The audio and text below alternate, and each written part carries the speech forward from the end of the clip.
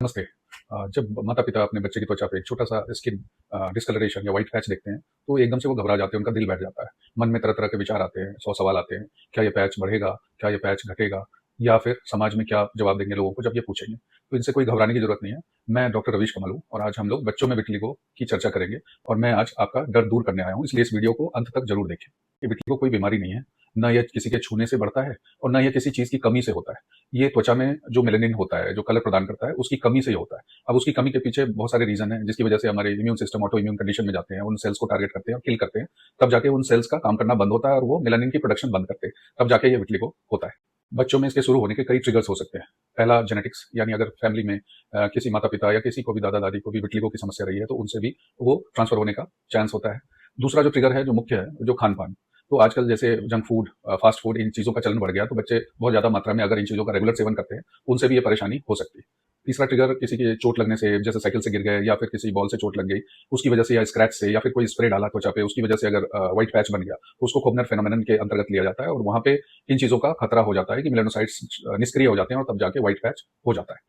अब बात करते हैं समाधान की। आधुनिक चिकित्सा यानी मॉडर्न मेडिकल साइंस में इसके लिए स्टेरॉइड्स की क्रीम एक्सेट्रा दी जाती है। तो वो बच्चों की कोमल त्वचा के लिए बहुत ही हानिकारक हो सकती है और कई बार उससे नुकसान भी होता है। प्लस इसके जो इफेक्ट्स हो सकते हैं वो टेम्परेरी भी हो सकते हैं। आयुर्वेद में इसे श्वित्र कहते हैं और हम लोग इसमें सिर्फ इसको छुपाने के ऊपर काम नहीं करते, बल्कि दोष असंतुलन यानी वात पित्त कफ का जो असंतुलन हुआ है बॉडी के अंदर, उस पे वर्क करते हैं।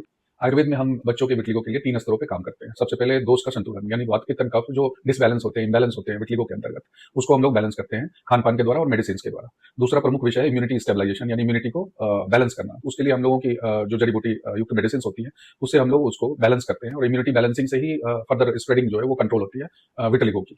और तीसरा पिगमेंटेशन करना, यानी जो सेल्स डोरमेंट हैं, सो गए हैं, अपना काम नहीं कर रहे, वहाँ तक मेडिसिन्स जो जड़ी-बूटी वाली हैं वो पहुँचती हैं और तब जाके वो हर्ब्स उनको एक्टिवेट करके फिर से पिगमेंटेशन की प्रोसेस को रीस्टार्ट करती है। अगर आपके बच्चे को विटिलिगो है, तो एक डॉक्टर से ज़्यादा माता-पिता के तौर पे आपको इन चीज़ों का बहुत ध्यान रखना पड़ेगा, क्योंकि बच्चे बहुत सेंसिटिव होते हैं। तो बच्चों का मानसिक संतुलन बनाए रखना, उनको पॉजिटिविटी प्रदान करना और उनको उत्साहित करना कि विटिलिगो कोई की वजह से कोई कमी नहीं हुई है आपको। It's just a skin problem जिसमें कलर फेड हुआ है। जितनी जल्दी आप ट्रीटमेंट स्टार्ट करें, उतना उनके लिए अच्छा होगा और ट्रीटमेंट का चुनाव अपने विवेक से करें और उसमें आपको ये पता होना चाहिए कि आयुर्वेदिक मेडिसिन्स जो हैं, वो सेफेस्ट ट्रीटमेंट ऑप्शन विटिलिगो के लिए होती है। याद रखिए, सही समय पे सही चिकित्सा का चुनाव, फूड कंट्रोल और सही दिशा में सोच, इन तीनों से विटिलिगो को बच्चों में बहुत जल्दी कंट्रोल किया जा सकता है और उसको ठीक भी किया जा सकता है। इसलिए घबराएं नहीं, धैर्य रखें। आपका बच्चा बिल्कुल अच्छी तरह से स्वस्थ हो सकता है। आपके मन में अगर कोई सवाल है, तो आप कमेंट कर सकते हैं या फिर हमारे क्लिनिक के नंबर पे कॉन्टैक्ट कर सकते हैं। विटिलिगो से संबंधित जानकारी के लिए इस चैनल को ज़रूर सब्सक्राइब करें।